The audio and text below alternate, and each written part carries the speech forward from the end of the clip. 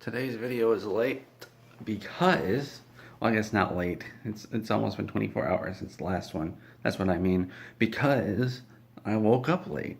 And I woke up late because I was very tired.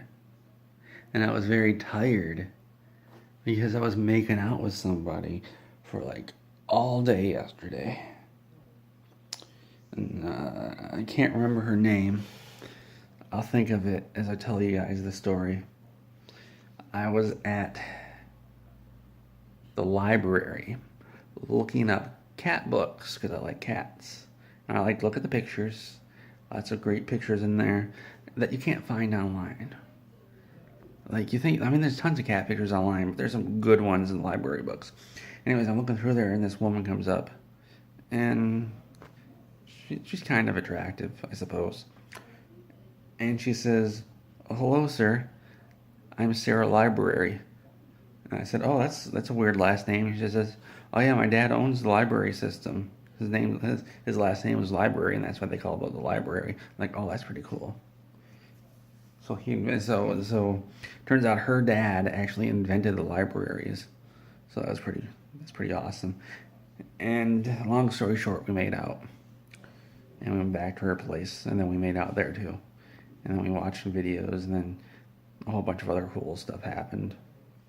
I can't remember because I was high on catnip at the time. Actually, now that I think of it, none of that probably happened because I was high on catnip.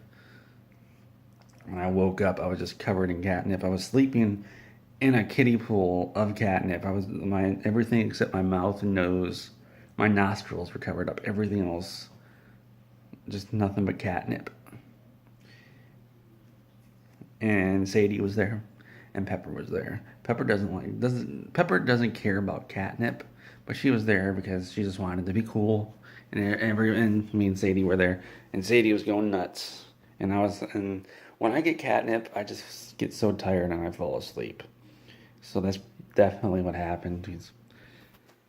Sarah Library doesn't seem like the kind of person that likes catnip, but I do. Do you guys like catnip? I hope so.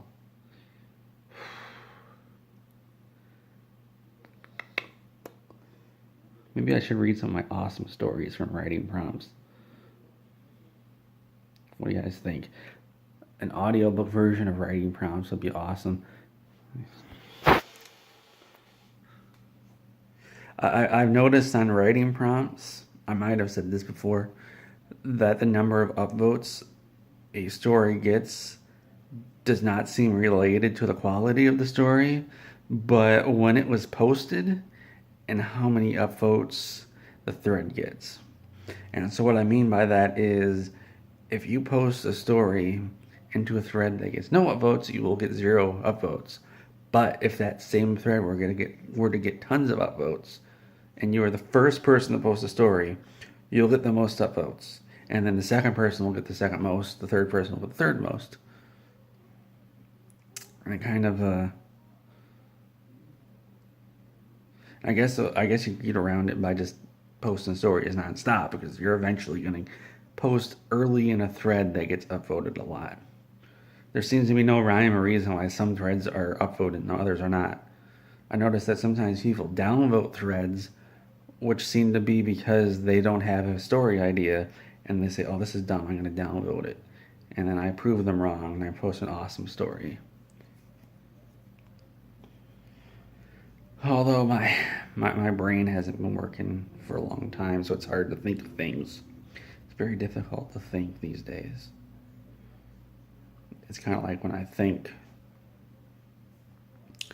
It's like when I think there's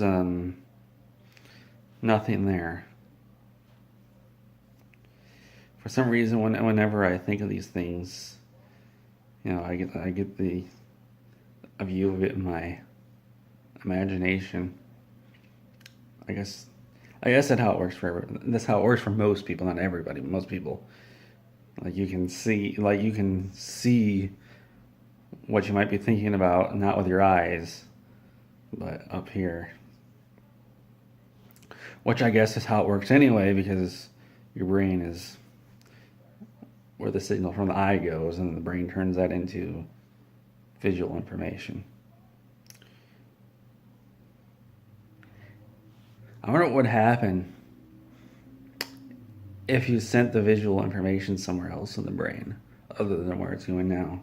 Like if you just bypassed it and went to the part where it stores information. That step in the process. What would happen? Like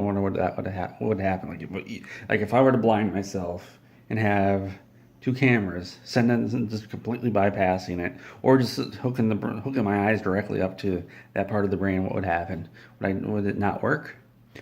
Would I have a sense of knowing where things are, even though I can't see them? Would I go crazy because that part of the brain can't accept the signal from the eyes? Who knows? This is the kind of thing that happens when you get high on catnip. So I suggest getting high on catnip.